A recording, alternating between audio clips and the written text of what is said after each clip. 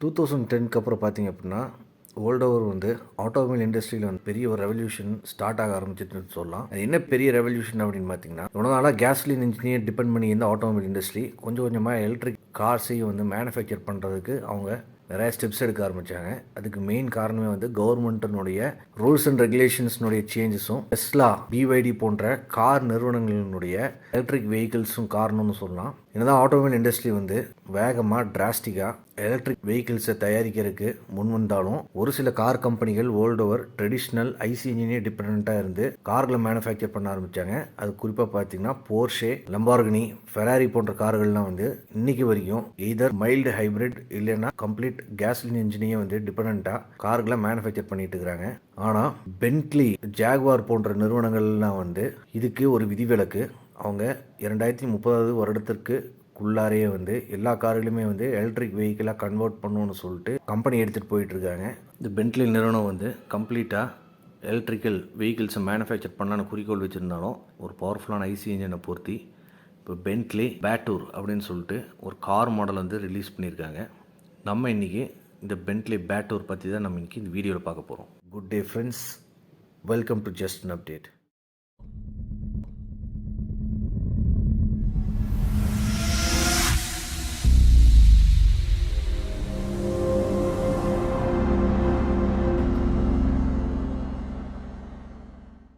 இந்த பென்ட்லி பேட்டூர் அப்படிங்கிற இந்த லக்ஸுரியஸ் ஸ்போர்ட்ஸ் கார் மாடல் பார்த்தீங்கன்னா பென்ட்லி கார்கள்லேயே வச்சு தற்போதைக்கு விலை உயர்ந்த ஒரு கார் அப்படின்னு சொல்லலாம். இதுதான் வந்து most expensive Bentley car. Continental ஜிடியோடைய வந்து பல மடங்கு விலை உயர்ந்த ஒரு கார் இது கான்டினென்டல் ஜிடியினுடைய பிளாட்ஃபார்ம் பேஸ் பண்ணி தான் இந்த காரை வந்து அப்கிரேட் பண்ணியிருக்காங்க. காரில் பார்த்தீங்க அப்படின்னா ஒரு 6 லிட்டர் V12 என்ஜின் யூஸ் பண்ணுறாங்க. இது வந்து ஒரு டர்போ சார்ஜ் என்ஜின் தான். இந்த என்ஜின் ப்ரொடியூஸ் பண்ணக்கூடிய ஹார்ஸ் பவர் எவ்வளோன்னு பார்த்தீங்கன்னா 740 brake horsepower, 1000 newton metres of torque வந்து ப்ரொடியூஸ் பண்ணும்.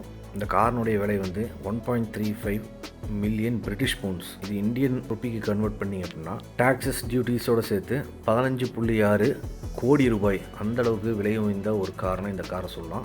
இந்த காரினுடைய டாப் ஸ்பீட் வந்து கிட்டத்தட்ட 350 km/h அந்த அளவுக்கு வேகமாக செல்லக்கூடிய ஒரு காரணம் இந்த கார்னு சொல்லலாம். 0 to 100 km/h ஸ்பீடு வந்து 3.4 செகண்ட்ஸ்லேயே போய் ரீச் ஆயிடும். அந்த அளவுக்கும் வேகமாக செல்லக்கூடிய கார். காரினுடைய இன்டீரியர் கேபின் தான் வந்து ரொம்ப ஸ்பெஷாலிட்டி. ஏன் அப்படின்னு பார்த்தீங்கன்னா உள்ள இருக்கக்கூடிய டேஷ்போர்ட்லாம் 3D பிரிண்டட் டேஷ்போர்ட்ஸை வந்து பயன்படுத்துகிறாங்க. 3D பிரிண்டிங் டெக்னாலஜி மூலிமா வந்து பிளாஸ்டிக்கை வந்து மேனுஃபேக்சர் பண்ணி டேஷ்போர்டை அதில் பயன்படுத்தியிருக்காங்க. காரில் இருக்கக்கூடிய லெதர் சீட்ஸ் எல்லாமே பார்த்தீங்க, ஸ்டிச்சிங் எல்லாமே பார்த்தீங்கன்னா ரீசைக்கிள்டு மெட்டீரியல் யூஸ் பண்ணியிருக்காங்க.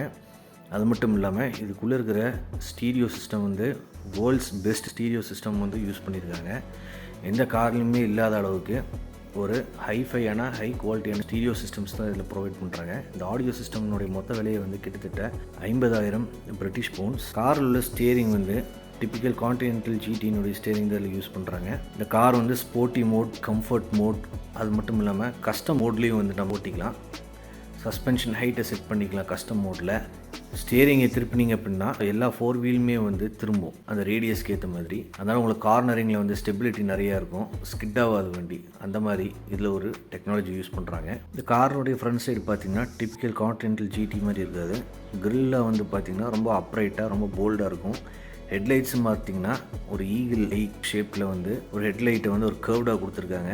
இது வந்து கொஞ்சம் ஸ்டைலிஷாக வந்து இந்த வண்டியில் வந்து ஃபிட் பண்ணி கொடுத்துருக்காங்க. ரொம்பவே பார்க்குறதுக்கு அழகாகவும் இருக்குது. இந்த வண்டியினுடைய அவுட்டர் பாடி கம்ப்ளீட்டாக வந்து கார்பன் ஃபைபர் மெட்டீரியலில் வச்சு தான் பில்ட் பண்ணியிருக்காங்க. 22 inch வீல்ஸ் தான் இதில் கொடுத்துருக்காங்க. நான் பென்ட்லி பேட்டூர் பற்றின சுவாரஸ்யமான தகவல்களை இந்த வீடியோவில் தெரிவிச்சிருக்கிறேன். மேற்கொண்டு உங்களுக்கு தகவல்கள் தெரியும்னு நினச்சிங்கன்னா கீழே கமெண்ட் செக்ஷனில் உங்கள் கருத்துக்களை தாராளமாக பதிவு செய்யலாம். வீடியோவை பார்த்ததுக்கு நன்றி. நீங்கள் புது வியூவராக இருந்தால் நம்ம சேனலுக்கு சப்ஸ்கிரைப் பண்ணுங்கள். உங்களுக்கு இந்த மாதிரி டெக்னாலஜி அண்ட் ஆட்டோமொபைல் ரிலேட்டட் வீடியோஸ்லாம் அப்டுடேட்டாக கிடைக்கும். இந்த வீடியோவை லைக் பண்ணுங்கள். அப்போ தான் இந்த யூடியூப் அல்காரிதம் இந்த வீடியோவை ரெக்கக்னைஸ் பண்ணி நிறைய பேர்த்துக்கு இந்த வீடியோவை போட்டு காட்டும். அது மட்டும் இல்லாமல் எனக்கு மோட்டிவேஷ்னலாகவும் இருக்கும். நீங்கள் கண்டிப்பாக லைக் பண்ணுவீங்கன்னு எனக்கு தெரியும். மறக்காமல் இந்த வீடியோவை உங்கள் நண்பர்களுக்கும் உறவினர்களுக்கும் ஷேர் பண்ணுங்கள். அவங்களும் நிறைய விஷயங்கள் இந்த மாதிரி சுவாரஸ்யமான தகவல்களை பார்த்து தெரிந்து கொள்ளட்டும். மீண்டும் அடுத்த முறை சந்திப்போம். நன்றி, வணக்கம்.